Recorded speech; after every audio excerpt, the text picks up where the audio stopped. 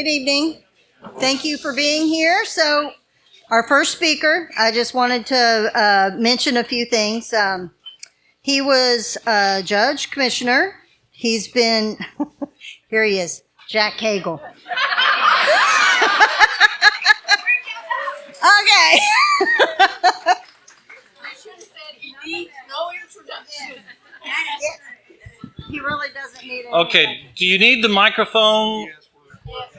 Oh, you need the microphone because you were recording. I'm accustomed to not having microphones that often. Howdy, y'all. Howdy. I want to thank your leadership for allowing me to speak. It's a little loud. Deanie says it's too loud. Can you cut the house down just a touch? All right, how's that, Miss Deanie? I haven't seen you in a long time. Howdy. I see lots of my friends out there. Let's do this again for all of y'all. Howdy. Howdy. It has been a blessing to be involved with the Texas Tea Party of Republican women. I will never forget when I first bumped into you, and it was literal. We were at some fancy schmancy big event that was all packed out, and Carol Gaines, your president, was standing behind me. And being that I'm all of 6'4" and a very svelte, elegant frame, I backed into Carol and knocked her to the ground. Now, those of you who know her, she's sort of like that Designing Women or that little, whatever that show was with the Sugar Baker Girls, you know. She was and is the quintessential Southern lady. And as she picked herself up from the floor, she said, "That's okay, sir. I only represent as the president of one of the strongest Republican women groups in the county, and we are growing. And you're running for office." Let's just needless to say, I made every one of your meetings for quite a while after that. And so it was quite an experience bumping into this club, literally. And y'all have been so very gracious and good to me and to Janet, my bride of 42 years now. And she's, she and I have a deal, and I don't think it's biblical at all. I think it's wrong. I am death do you part, and my death could be part of that death do you part. But she's on an annual contract, so every December 20th, I've got to re-ask and re-up. And she said I almost didn't make it this last year after that last round of the campaign season. As many of you know, redistricting was an evil deed that they did to us. And they put me into a new precinct that did not know me and had not heard of me except for through the papers. And it's called greenfielding. You take someone from an area to where, because we focused as commissioners on fixing potholes, on having nice clean parks with clean bathrooms and the basics of government, there were folks who didn't even agree with our core values as a Republican club here that would say, I don't really care that he believes in that stuff. I like the fact that I could go to my park and it'll be safe. There'll be somebody there watching it, and the bathroom would be clean. I'm going to vote for the guy because he's a good servant. Well, it takes a long time to build that kind of a relationship, so they pop you into a new field, a green field, that didn't have the opportunity for you to develop those kinds of relationships. That's called greenfielding. They took you from your tilled soil and put you into a green, untilled field. And that precinct was designed to have a 16-point deficit for me. But when we started to look at it and started to work, we thought, hey, we got a shot here. And the polling data actually showed that we did. And we started working, but then the election results came in. Now, a lot of the cheating that we have found that went on in the county did not occur in the new Precinct 4 because it was a Democrat precinct. Much of the cheating that you found occurred up in the old Precinct 4 and other parts of the county that were your Republican leading areas. And so I sat with bated breath waiting for the Texas Rangers to arrest somebody and haul them off to jail because I was convinced that the way that the cheating occurred into the new Precinct 4 was probably something that was much more sinister and much harder to put your finger on. But alas, the Texas Rangers did not arrest anybody, and so I ended up sitting down with Janet Cagle, and by that time we were getting, not too far from where she did that provisional re-up of our contract. She did not like how she's been living in Bastrop with my mother, whose health had triple bypass surgery this last year. When Lena tried to do that bill about how we were going to be honoring abortion in Harris County, my mother insisted that I actually go out of the room, and I appeared by Zoom in that hearing and cast the vote and honor my mother, who was just having her triple bypass surgery, going on against that resolution. Lexi goes to all those, and a few of others of you may have remembered that day, because Lena was claiming to represent every woman in Harris County. She wasn't representing my mother, and she wasn't representing my wife or my two daughters when she claimed to be representing every woman in Harris County. But the results came in. The Rangers didn't arrest anybody and haul them all off. And so sat down with Janet Cagle, who basically said, okay, for 22 years you've been in government service. We've been honest, so we're poor.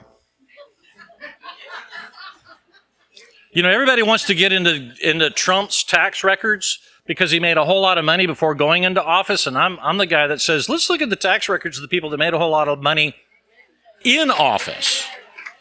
I'm much more concerned about that. And you can be rest assured I left poorer than when I started. And Janet remembered those days before we were having feathers months all the time. And said, maybe you should start making money again.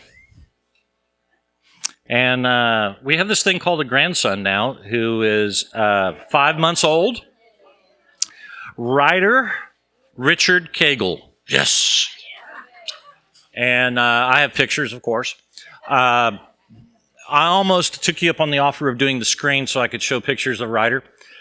But the Amazon bills delivering out there Amazon can find you no matter where you are in the world. And we have now officially moved out to the Jeddo part of the country. Now, don't look up Jeddo on a road, because Jeddo Road goes to the town of Jeddo, which has not existed for 100 years. The train moved in down towards Welder, Texas, and so Jeddo just died. But there still is a cemetery there. Most of the people have been dead for over 100 years. But we're in the Jeddo area, and if you find your way to Jeddo Road, then ultimately you find yourself to a gate past the 2 oak trees, and then you go up past that gate, but past the no trespassing sign, and then a mile up that dirt road at the top is our place. And we have a little small place out there, and that was my grandfather's place. And so my daddy was a rocket scientist, and during the summers when they were doing the launches, I lived out there with my grandma and my grandpa. And we did all Thanksgivings and all Christmases and all Easters and all the holidays. And so that has always been home for me. And my mom and my dad, they retired out there until my dad passed away just about 12 years ago. And then Mom moved briefly to Corpus to be close to my sister, but then she wanted to come back home. And so we moved her in there, and then Janet moved in there. And I tried to come out during the lulls of the campaign of the last year, which wasn't very many, which is why she almost did not renew the contract this year. But once the campaign is over with, we sat down. We were willing to go into the fray if they could find what they did. And what you get is you get a rematch. And we would still be in a 42% Republican district, but no money, because we spent every one of your pennies. Thank you all very much for your contributions in the campaign. Thank you for your work and your effort. They intended for us to lose that. I think that we won. Tom can tell you reasons why we think that we won, but we can't prove it. So I'm not going to put on the buffalo hat and allow them to deride me for basically looking at the numbers and going, this doesn't match. But what you win with the lawsuit is you get another election. You don't get put into office, you get another election. And we'll talk about that in a few minutes. So we had gotten some cattle, and they're a special breed of cattle called Zebu.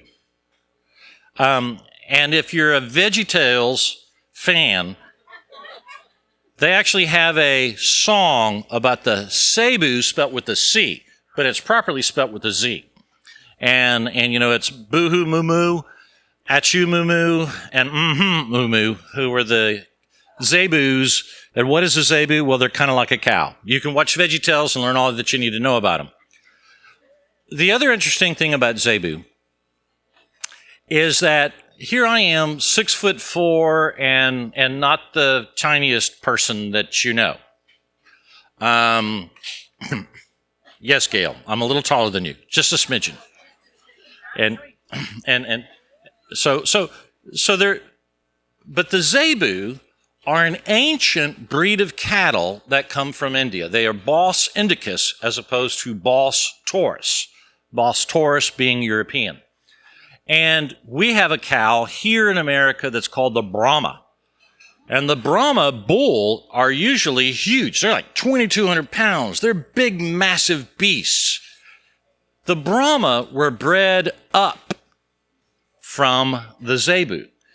Just kind of like you have nowadays the mini Herefords that were bred down from a regular size Hereford, the Brahma was bred up from the rootstock of the zebu back over in India. So if you look at pictures of India and you see these cows with the big little hump and they're pulling little wagons and you look at them, they're kind of like small. That's because they're small. A Brahma bull is about 2,200 pounds.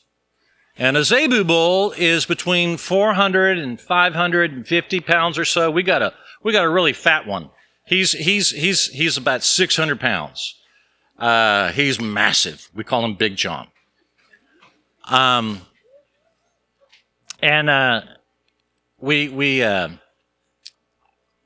We got our herd because there was a drought this last summer going on in West Texas. And the owner of our herd was a school teacher, and the school teacher was having a hard time because he lived about 4 hours in San Antonio. It was about 4 hours west of there, and it was costing him a fortune because with the drought there was no grass, and he was having to try to get them hay, and it was really, really hard because of there. So he sold the entire herd to us as long as we would come and get them, and sold them at a fire sale price. But come get them because it was costing him so much in hay, and he lived so far away, it was hard for him to take care of them. And so the zebu, in their original state, are milk producers. You can get about 2 gallons of milk from them today. They're not like a great dairy cow, like a Holstein or, Elsa the cow. They're not like a Bluebell cow. Those who like milk and homesteaders love them because they've got that AA protein as opposed to the AB proteins, which I don't know what all that means, but if you're a bodybuilder or if you've got some different health issues, it's a better kind of a milk for you. They also are draft animals. You look at the pictures of them over, and they'll draft along. And we're gonna, maybe if we get a couple of them that we like, we're gonna train them to be backpacking oxen. It's real popular for people to put backpacks on goats now and to take them up into the mountains. And so we can put them on a little zebu and backpack with zebu. And then they also are very good to eat because they are grass-fed as we produce them. They don't come like your American beef, which has all the fat in it. Most of your American beef that you buy that has all the marbling and all is because they put them on these stockyards and they cram them full of grain. And ours, they'll get a little bit of extra hay and they'll get a few range cubes, but they're grass-fed in terms of actually eating grass. And when we butchered the first one, I was kind of shocked as I looked at it because the fat was this golden, creamy colored. And I was going, ooh, is something wrong with our cow? And I asked my son started laughing because remember, he's a biologist. He said, Dad, it is a grass-fed cow. When you buy steak, usually that's been put on a lot, it's had all of their fat comes from just like force-fed grain and they're not allowed to move, and that will be white fat.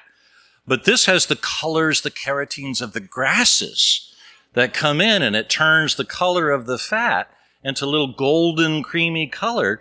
And so if ever you're buying grass-fed cow at the meat market and the fat on it looks white, it's not real grass-fed, or its grass is not a good grass. It doesn't have green in it, it doesn't have color. So you want color in your fat for true grass-fed. These are things you learn. So my topic, though, is political lessons that I've learned from now that I do ranching. Here you have this big 6'4" Texan raising cattle that are about the size of a big deer.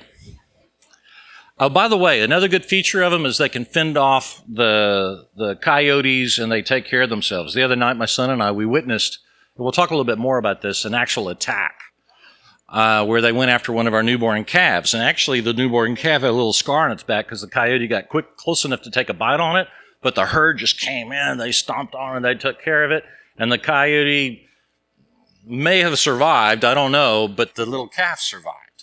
And they can take care of them. We got two of them we call the old gray mares. They're like the grandmas of the herd, and nothing gets past them. So, lessons learned. The first lesson, political lesson that I've learned is about water. You see a cow, if you don't give it water, it dies. Droughts get to be a problem because if it dries up watering holes and you don't have another source of water, it dies. You've got to have water for your cattle. The other feature of it is that it can't eat if there's no water. Well, what do you mean, cactus? Cows eat what? Grass. Grass grows because it rains. If there ain't no rain, ain't no grass. If there ain't no grass, ain't no cow. I mean, they got those differing stomachs that they got to go through. So you have to have water. You need to have rain in order for your cattle to grow. And the reason why we got our herd was because there was not enough water out in West Texas. And this applies in the political process too. We have to water the political process. We have to make sure that it has rain. And by that means that we need to support our candidates. And I'm going to tell you, this group is wonderful. You have supported me. You have provided water. You've written me checks. You have volunteered at the polls. You have prayed for me. And 22 years of public service, I want to thank you for the watering that you provided along the way. And without water, you're not going to have candidates. It takes funds to campaign. It takes stamps being mailed and letters being mailed and encouraging folks. And without water, there will not be the grass and there will not be the cattle. And so I want to thank you for providing water, but a few Republican women's clubs are not enough. We need to have more water because if you only have a little bit of grass, that's not going to be enough for a big herd. You'll only have enough for a small herd. And we need to make sure that we continue to water our fields so that our cattle, your product, will be able to flourish and to grow. Okay, so water is an important feature I learned there. We've got water on our property. We actually replenished our old well that puts out the old iron water, which my grandma loved to wash her hair in. And nobody liked to drink, and she hated it going into her sinks because it would leave that red on all that. And so we got the city water from Smithville, which is all fancy, but we hooked our water well up so we can make sure that our cattle always have plenty of water, our zebu. Another thing that you got to have, and we talked a little bit about it, is you got to make sure that you protect yourselves as much as possible from the wolves, the predators. I mentioned that little episode that we had the other day where we at dusk saw the attack. And the herd came together to defend the one that was being attacked. Okay. Those of you who have come to Commissioner's Court, I want you to raise your hand for a minute. I want to thank you all because y'all have come to defend us when we were under attack by the wolves. Can you give them a round of applause?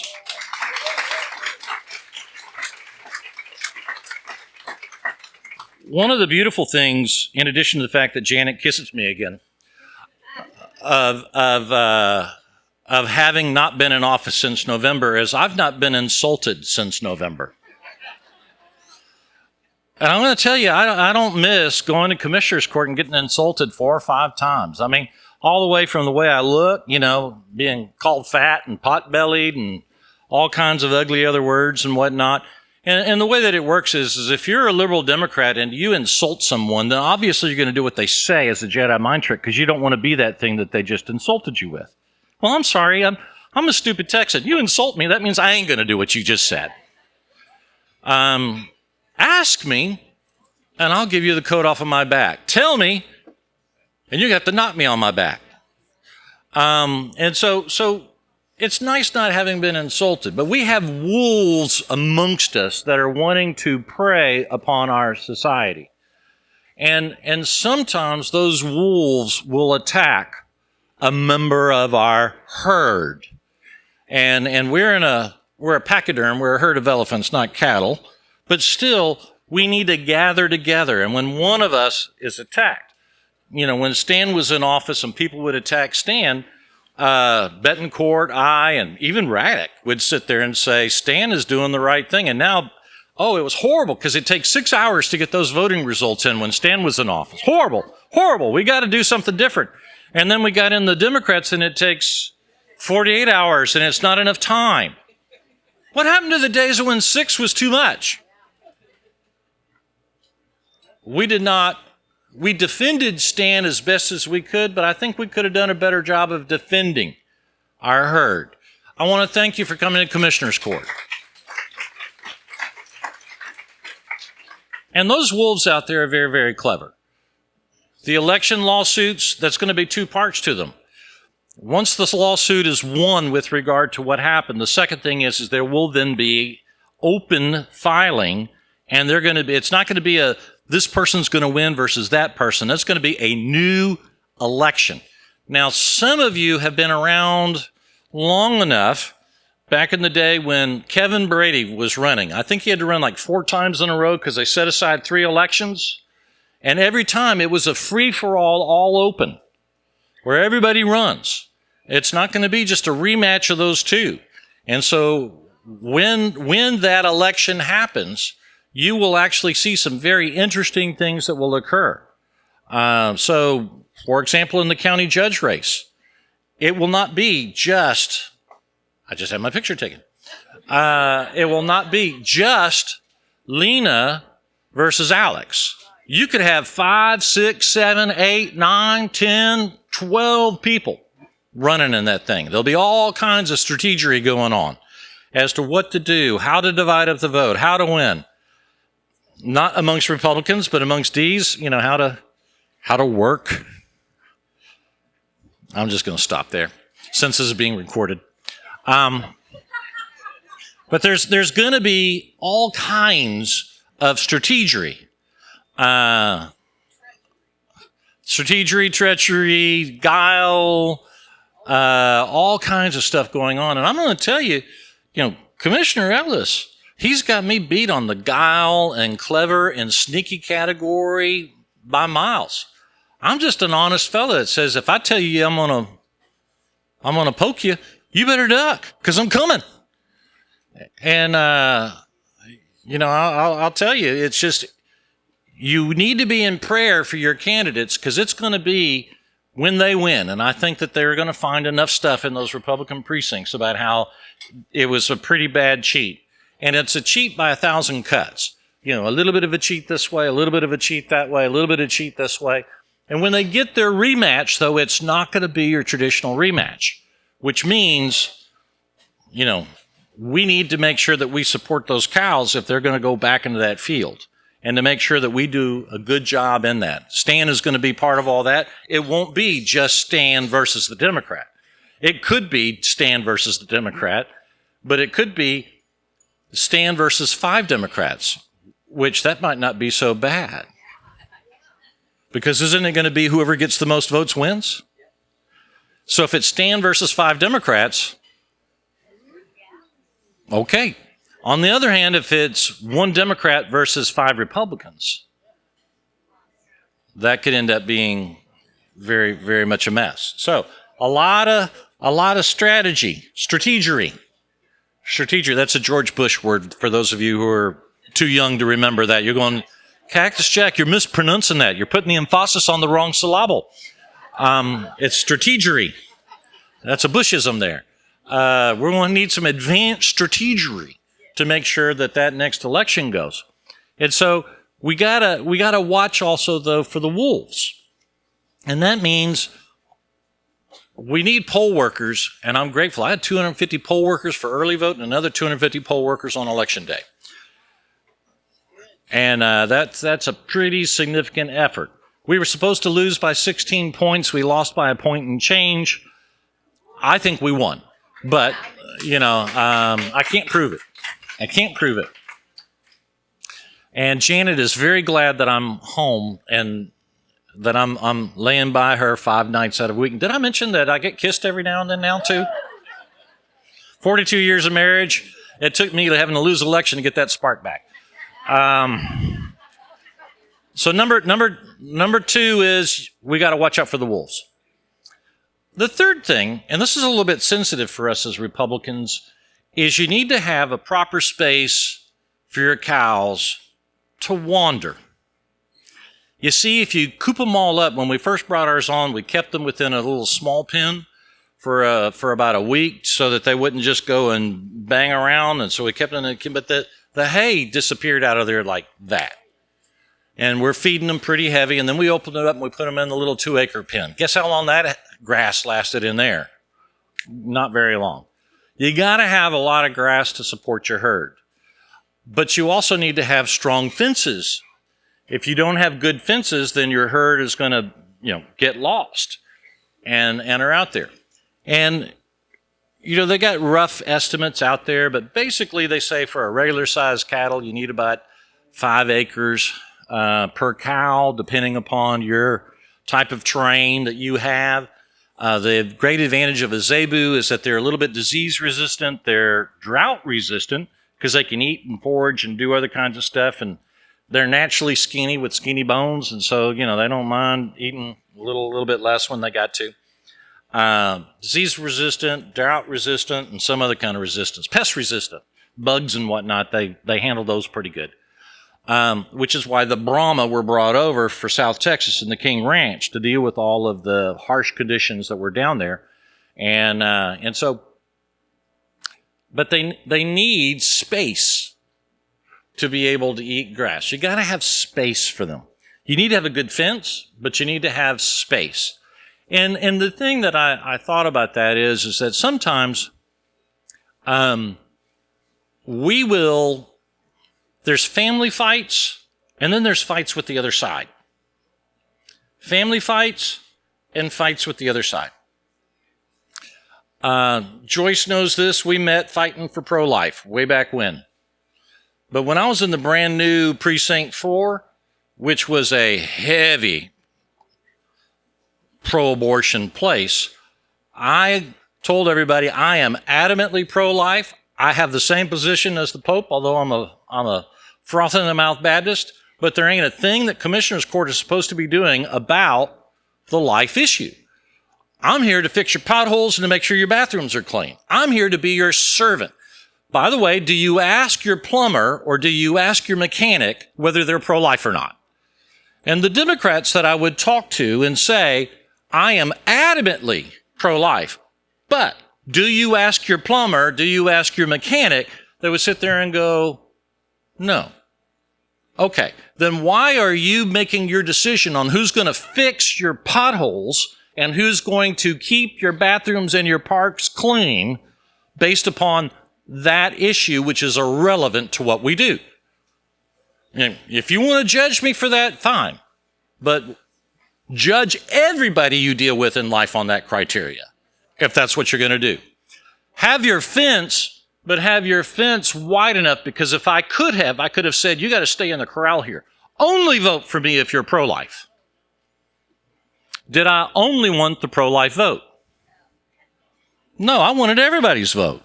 Ronald Reagan taught us that. Ronald Reagan had all kinds of weird groups that were supporting him that Reagan was completely the opposite of in terms of those issues. And the way that he got those checks in and support of many of those groups is he'd sit there and say, okay, you and I agree 75% of the time.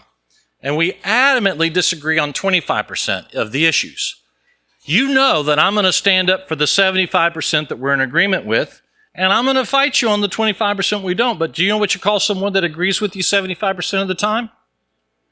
A friend. A friend.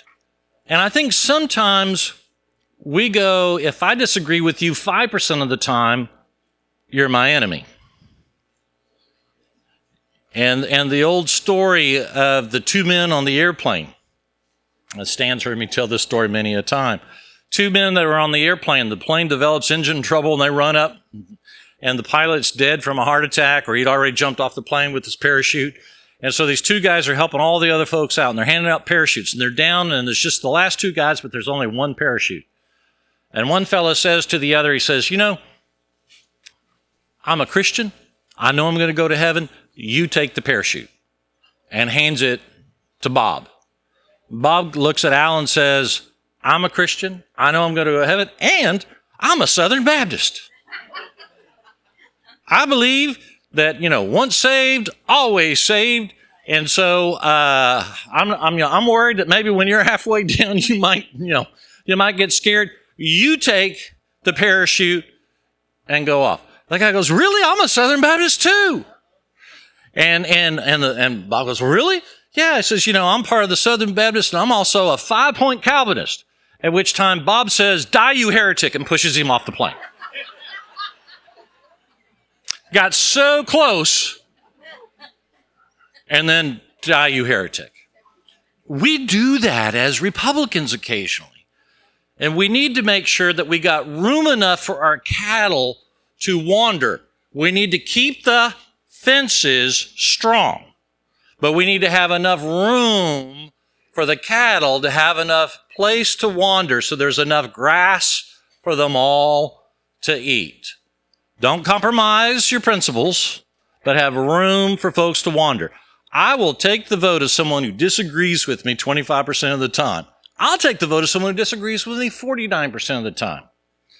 I'll take the vote of someone that disagrees with me 75% of the time if what I'm doing is fixing potholes and keeping the bathrooms in your parks clean, and that's what they want.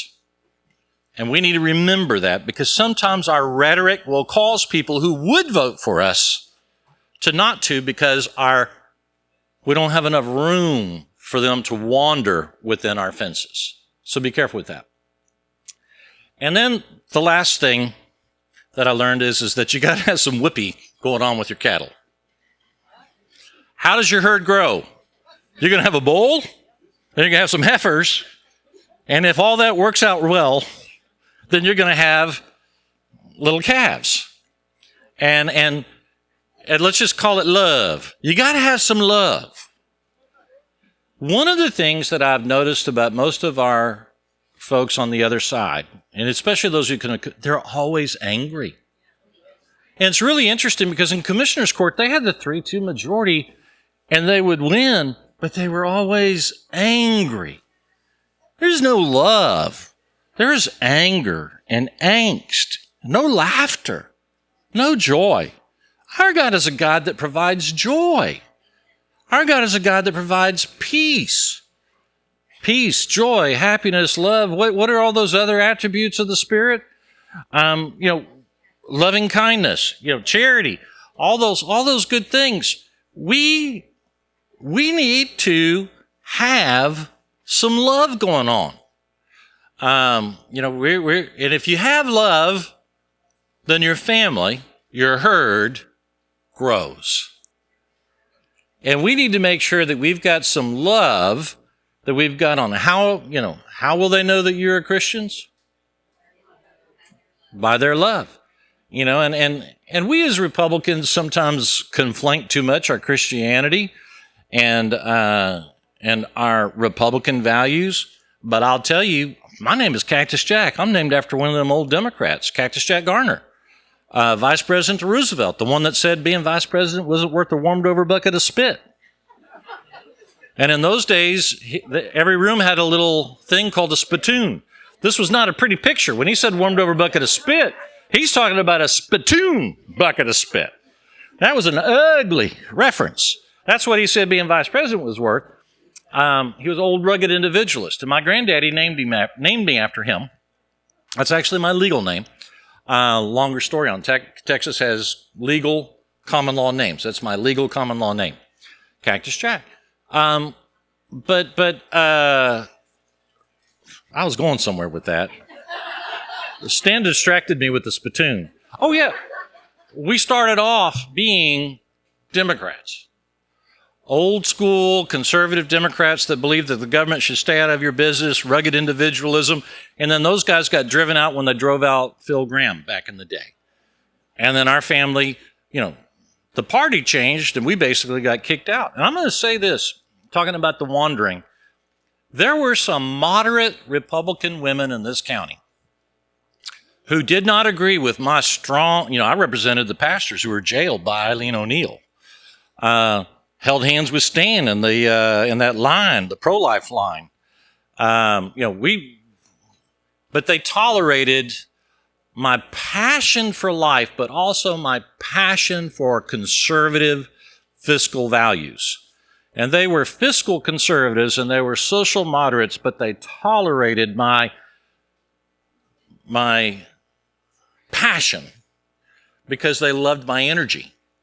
And they thought that I would be good for the party of what had been like the Rockefeller Republicans. We used to have a lot of those here in this county.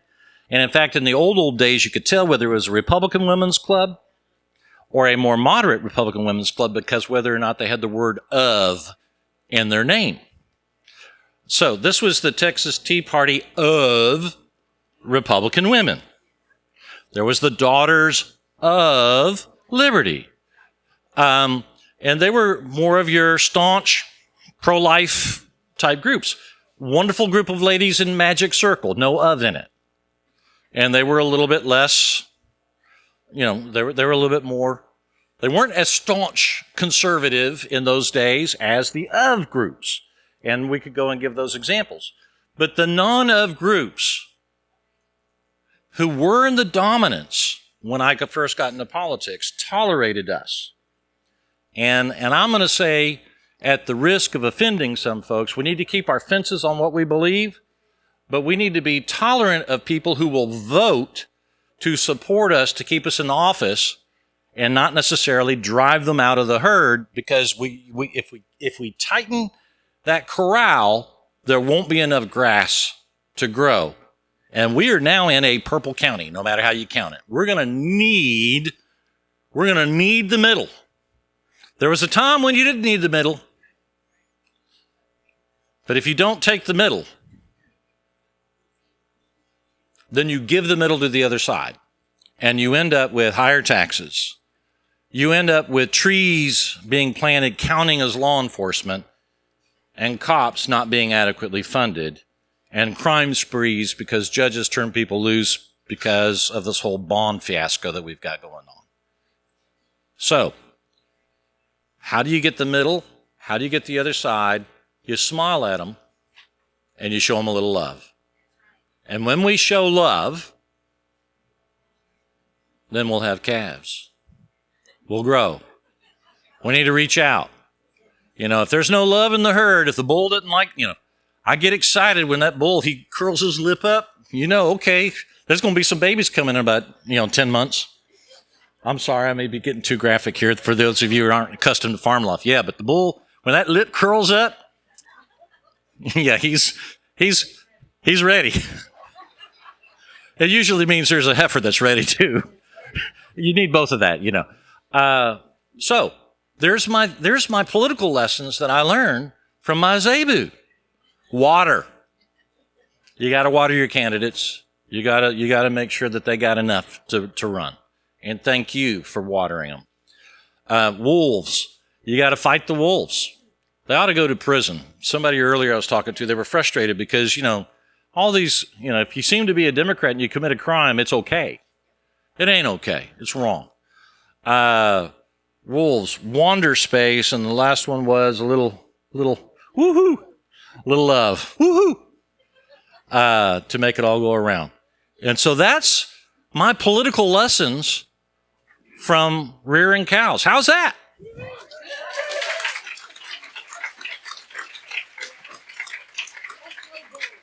Okay. And so, we're happy right now. We just sold off 4 of our cows, so our herd is right about perfect height perfect level of what we want. So we've got everything good. But if in the future you need the perfect zebu place is somebody that wants to have an agricultural exemption and their farm is 10, 20, 30 acres and you can't really put a big cow on, or you've got smaller kids, or you may not be as big as me and you're a little bit nervous about a big cow running around, you get one of our little heifers. They'll eat out of your hand. We got one, his name is Pork Chop. Everybody loves Pork Chop. Unfortunately, if we give them a name with a meat name, that means he's going to get eaten someday. If there's one with a name like Daisy or Buttercup, she's going to be around and having babies for us. Peony for Penelope or whatever that flower is. It starts, she's going to be at Rose. They're going to be around. We like them. But Pork Chop, Meatloaf, Backstrap, their numbers up. So anyway, blessings to you. And I'm going to pick on 2 of you real quick. Miss Deanie, you've known me for ages. What's something you learned from me tonight that you didn't know before you came here? And Norma, I'm going to ask you the same question next.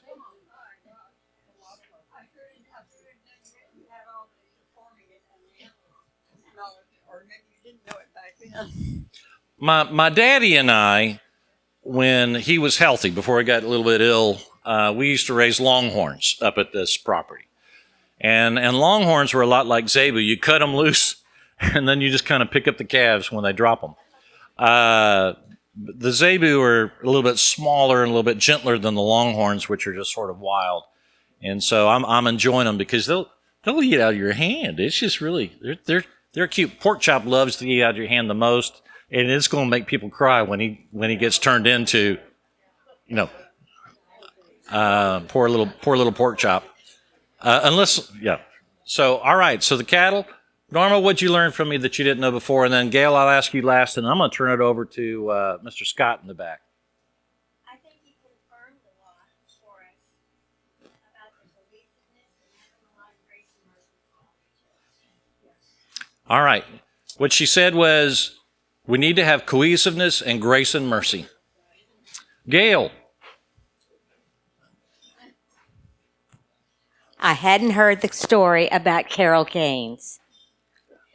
And sometimes How many of you had heard the story about Carol before? A few of you were there.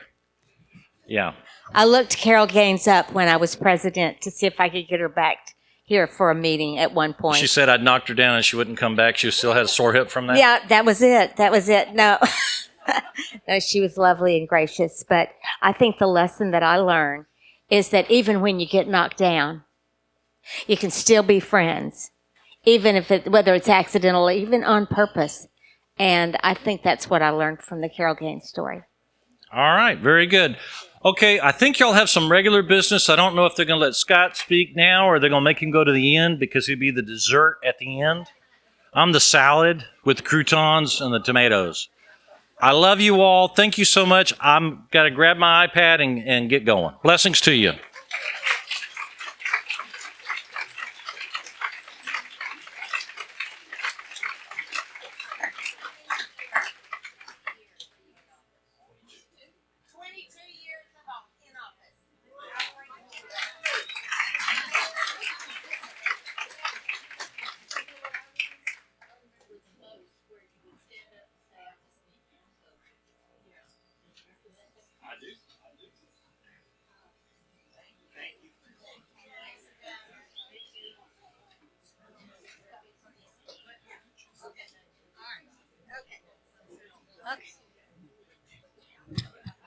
Wait a minute.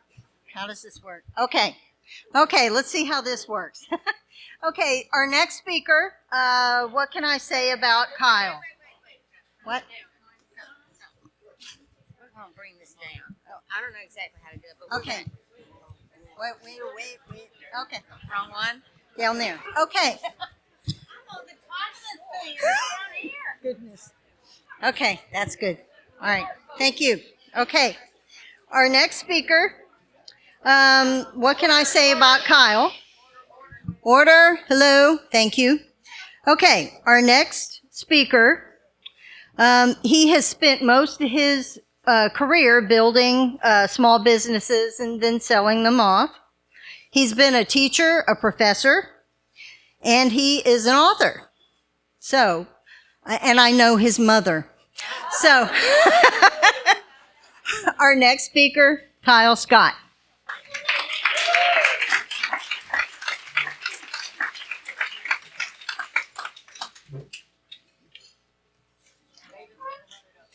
All right. So, sorry, guys, I don't have any cows. But I do have 6 chickens. And that's simply because my daughter asked and my son did not. So you guys know how that goes with the father and the son, and then the father and the daughter, who is always the angel, right? So, yeah, Kyle Scott, I had run for Harris County Treasurer. If you don't know me, you're why I lost. No, I'm kidding. When I got into this, as a part of my daily routine, I always close the evening with the Lord's Prayer because I know at some point during that day I've messed up and I need forgiveness. But as a part of the campaign, I added the Serenity Prayer to my morning because there's so much. In fact, almost everything that happens in a campaign is outside of the candidate's control, except for 2 things, really, and that's your message and your effort. I thought, I know who I am as a conservative. My conservatism comes from a place of humility. That is, there are natural limitations to what each of us can know and do. We're all by nature fallen creatures. And if you extrapolate that out, we know that the more actions that we take and the bigger those actions are, the more unintended consequences those have. And this applies to government as well. The more the government does, the bigger it gets, the more distance from us the government becomes, the less likely it is to do what's right for us. And if you have that message, you can take that message anywhere. You can take it to the west side, to the east side, south side, north side. I've been to them all, usually on a Tuesday. And, it's a big place, but what I found is that, well, on social media, on the news, we seem like a nation divided, but we're not. The problem is we just haven't met each other. The other side of that is, and this was the real challenge with the race, and it became really tough after the election, is I made that error of tying my self-worth to the outcome. Right? But what I came to realize is that in a county the size of ours, and the people I got to know, in a county the size of ours with 4.5 million people over 1,777 square miles, it's easy to feel disconnected and anonymous. That person in front of you in traffic is not a person. That person standing in front of you at the line to check out is not a person. They're just someone in the way of your objective. But every time I came in here into another political group, I felt acknowledged, appreciated, and accepted. So thank you for making me part of your community. Part of the difficulty of what happened after the election is there hasn't been closure. Because I'm a part of, as is Stan, as Sartaj, who was here earlier, part of the many lawsuits challenging the election outcome. And I didn't file my challenge to the election outcome until the final day. Because there were a number of reasons that were for and against challenging the election. The one, I'm a little afraid of what precedent this sets. A bit like instant replay in football. If we're watching a football game, we no longer celebrate after an interception or a touchdown. We have to wait for booth review. So what's this going to do to turn out if we say, don't worry, I'm not going to vote on November, I'm just going to wait for the real election after the lawsuits.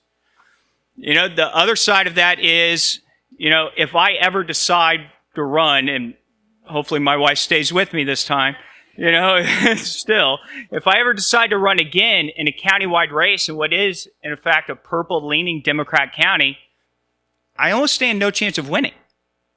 Because election deniability is a claim that Democrats will hang over you anytime you run. But the fact is this, I was sick and tired of these things being litigated on Facebook and on Twitter. and not covered in the news. We need to get in, we need to find out the facts in a court of law, and finally decide what's what, and let's move forward with this. Let's make the corrections we need and move on. And what I see in the state legislature, some of them seem good, some of them I'm like, they don't go far enough. But at the end of the day, a lock only keeps an honest man honest, right? As a conservative, I'm not for asking the government to fix my problems. I'm about personal responsibility. And so the fact is, and Jack said this as well, we need election workers, we need poll watchers, we have places, Tom, you may know this, we have less than 40% of our precincts have precinct chairs across this county. Now, some of the precincts have no people living in them, but we need to have precinct chairs everywhere, and we need activism out to make sure that we're being as vigilant as we can each step of the way. Because as conservatives, it's not about asking the government to do for us, but it's about doing for ourselves.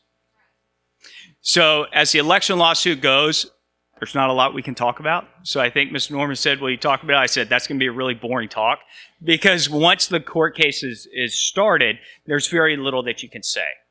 And not being an attorney, I'm more prone to error than an attorney, right? Because I'll just blab about it all. I'll be like, yeah, they said this.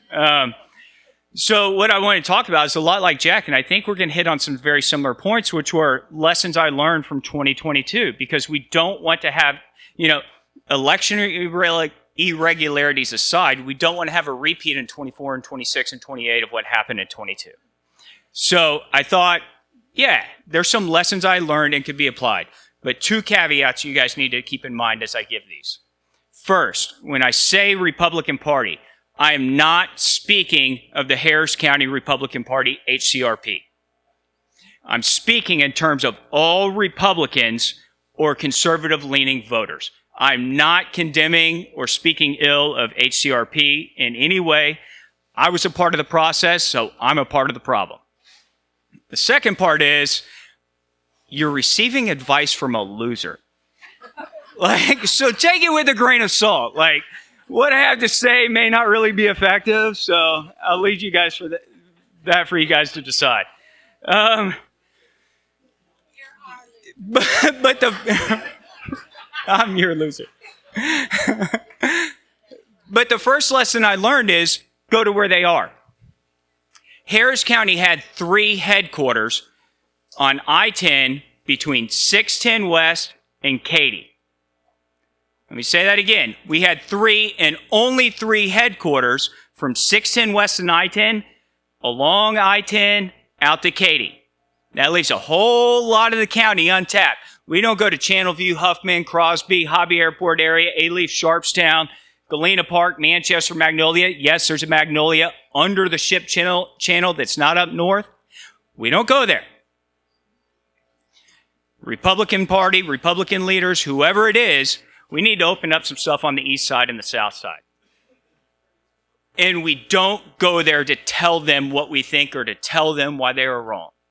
We go there to listen and understand them as they want to be understood. Nobody listens to facts. Nobody listens to arguments.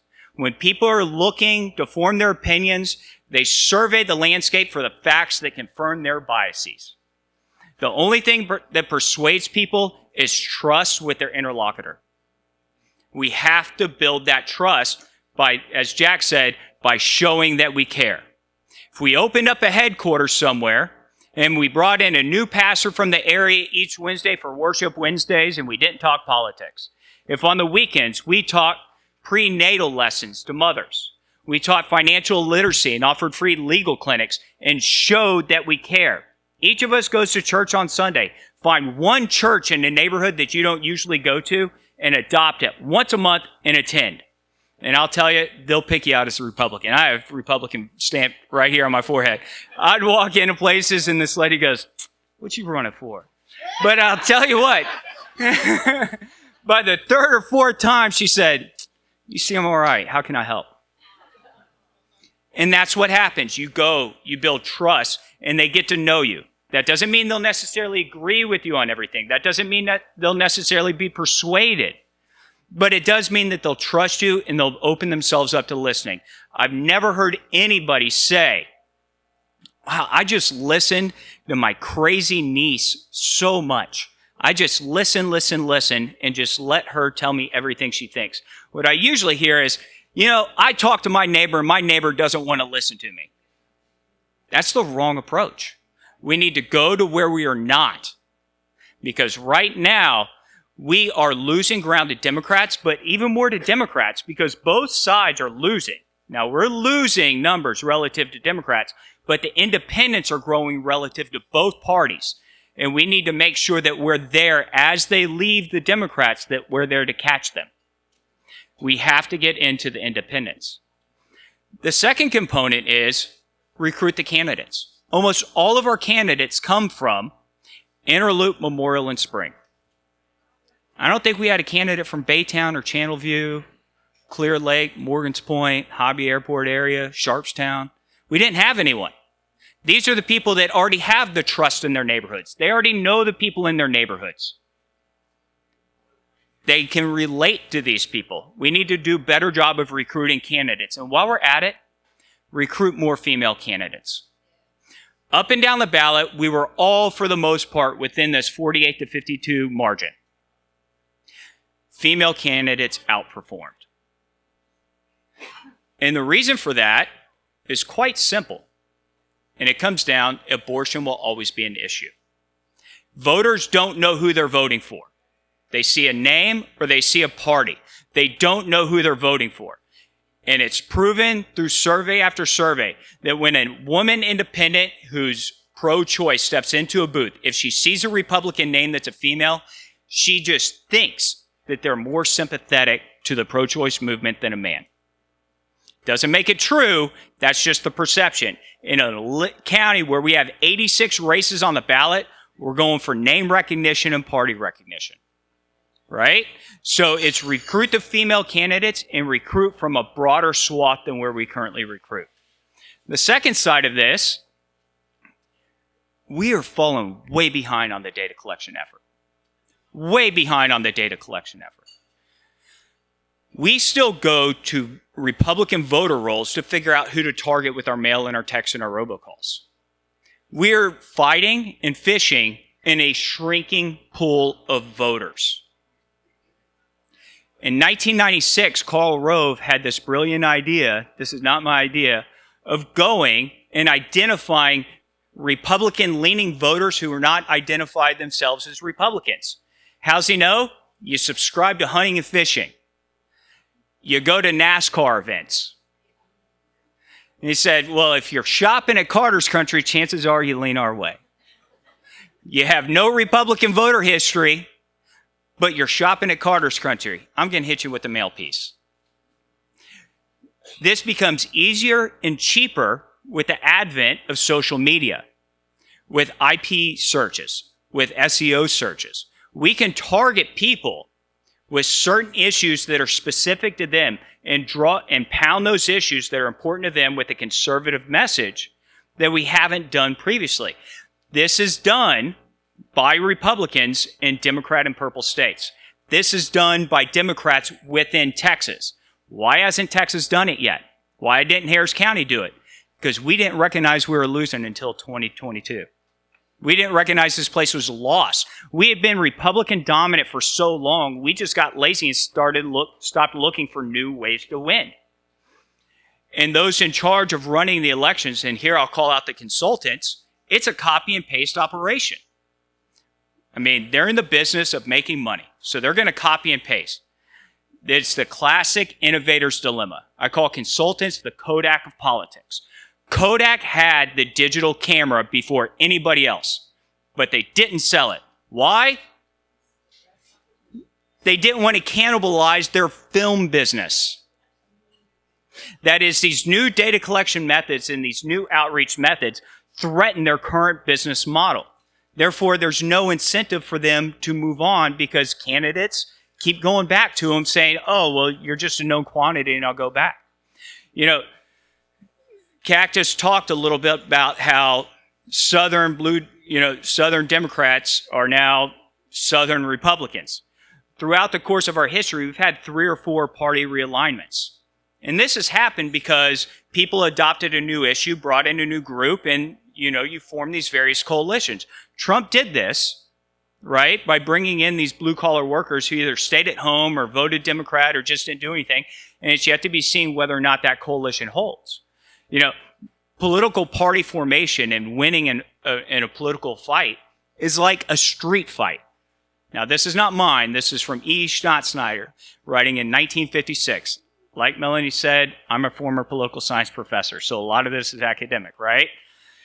So political party formation and winning in politics is a lot like a street fight, which is the guy on the bottom getting pounded is asking for the crowd to jump in and help, while the guy on top is content just pounding away. Right now, we're getting pounded on the bottom, and the worst of it is we don't want anyone else in the fight. We're saying, no, just rally troops, just shrink this, just go deeper, just go deeper. But our hole's running dry, folks. People are moving out. As we've seen, Harris County had a net population loss, while our surrounding counties in Montgomery and Fort Bend had a net gain. People are leaving the county, and a lot of those people are going to be Republicans, and we're seeing an influx from other groups, right? So the challenge is, how do we reach them?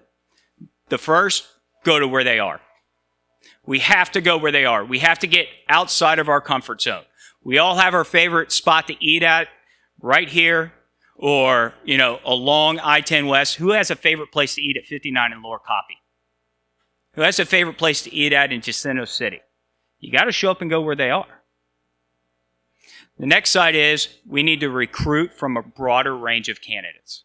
Not candidates who necessarily don't hold our values, but who represent a different part of the county from where Republicans have traditionally drawn their candidates from.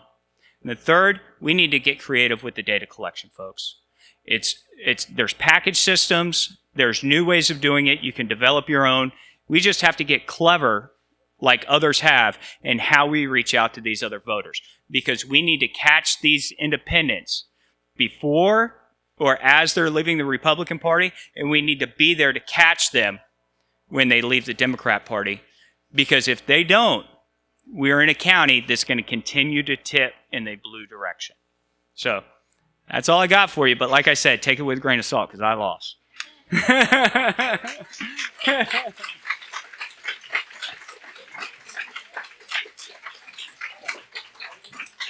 I don't know. What'd you learn? I'll take one from Jack. Any questions about the lawsuit that I can answer, or about anything about this experience? Or yes, ma'am. On how to run a campaign.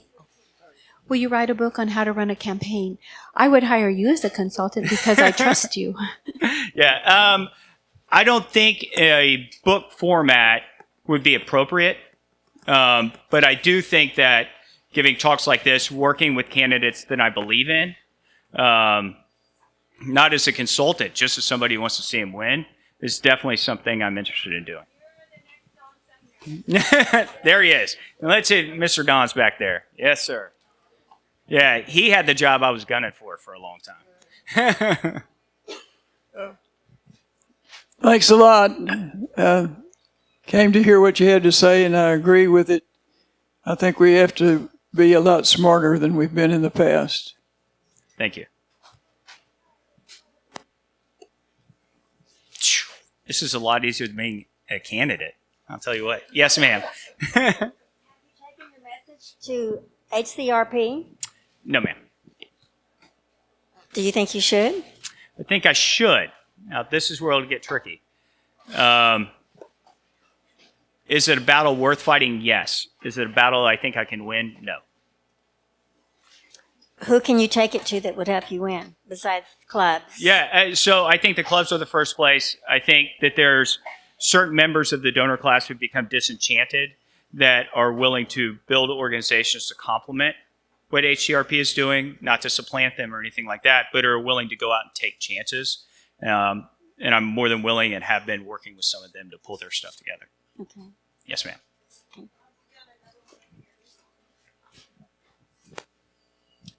You bring up donor class.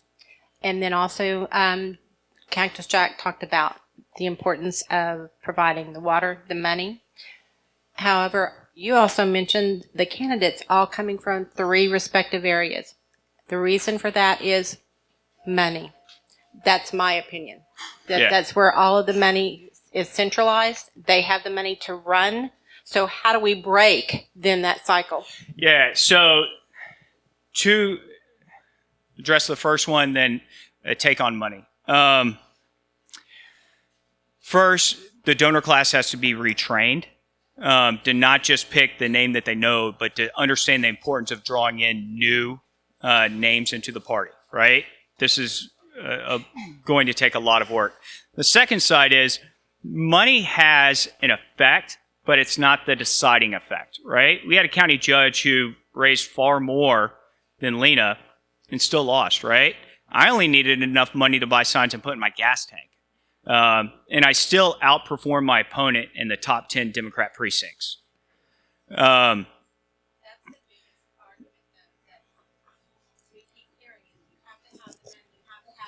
Yeah, so money is important to cover some fundamental aspects of a campaign, right? You have to do some things, but I firmly believe that nothing can replace effort and message. And what we see is not just money, but the types of money. So we know this from the research that money is a heuristic. It's a sign of your level of support. So if you're a self-funded candidate and most of your donations come from yourself and your family, chances are you're not going to win, right? Because you don't have money coming from a bunch of different places.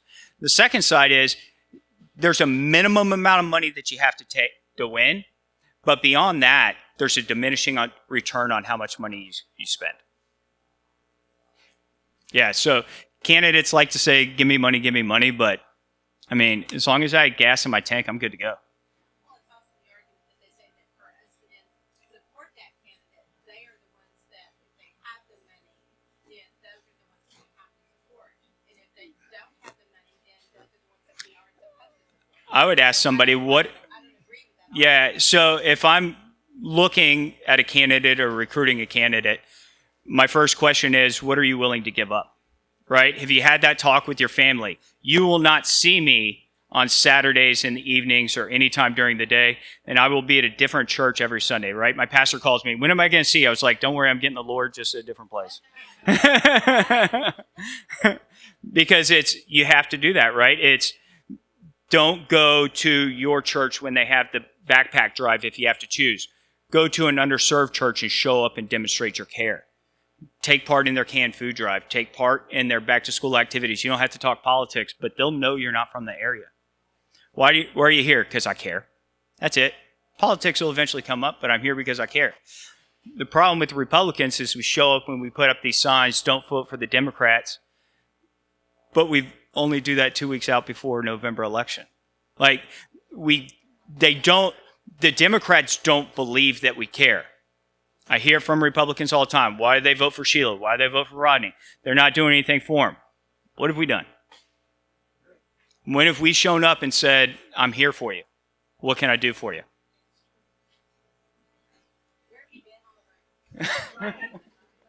Yes, sir. Do small donors end up having more ownership in the process and create a bigger value than just even their one vote or their small donation? Is that tied to the same kind of thing as data collection? So small donor impact is an indicator more of an impact. So if a candidate collects $1,000 in $20 increments, you know that candidate has a lot of support. If a candidate collects $1,000 from one donor, that candidate's a loser. Yeah. I have a question. Yes, ma'am. You mentioned losing voters, and I feel that we're losing the younger generations who could be the next, political official, right?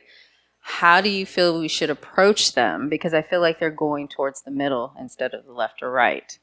Yeah, so, there's a natural age progression through this thing. People naturally get more conservative as they age, right? So there's some of that where we can't do everything about that. But again, I think Republicans have this reputation of being the party of no, right? The Democrats come in and say, have sex with whoever you want, smoke whatever you want, ingest whatever you want, we're good to go. And teenagers are like, yes. And Republicans are saying fiscal responsibility, save for the future. And it's like, yeah, really? So it is a matter of message. Talking about the empowerment that comes and the independence that comes with, acting in a particular way. You don't have to tie it. I do think it comes a lot to the choice of words that we use, and show the promise and the independence that comes with certain investment decisions. So I have a son. Many of you guys have heard from him or met him, right? And what I always tell him is that, nobody likes school. Nobody likes school. But you also don't like being told what to do. The worse you do in school, the more people get to tell you what to do. If you want your independence, if you want your curfew extended, if you want your teachers to leave you alone, if you want to be able to choose what to do after high school, and you want all those choices in front of you, just do what you're supposed to. Yeah, I wish he would listen. No, I'm kidding. He's a great kid. He's a great kid, yeah. Although, I am really frustrated with him right now. So he graduates from high school this year, and he's going to OU next year. And as a Texas undergrad, I take this as an act of defiance that I cannot...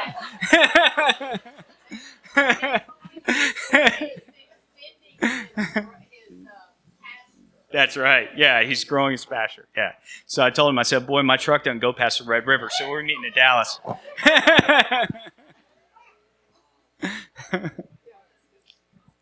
Yeah. So if there's nothing else, y'all, I'll hang around. But thank you guys so much for having me. I really enjoyed it. Yeah.